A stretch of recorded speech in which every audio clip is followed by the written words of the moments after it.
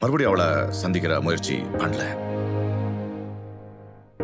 அவ வாழ்க்கை நல்லா இருக்கணும்னு அவளை மறந்துட்டானா அவ எங்க இருக்கா என்ன பண்றாங்கிற சிந்தனையில இருந்து அவனால விலக முடியல.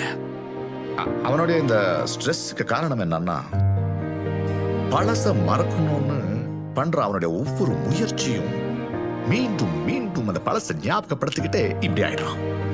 மறுபடியும் ஓடிடலான்னு பாக்குறியா? நான் எப்படி இருப்பேனோங்கிறது தானே உன்னோட பயம். நான் சந்தோஷமா இருக்கணும் தானே விக்ரம் நீ என்னை விட்டுட்டு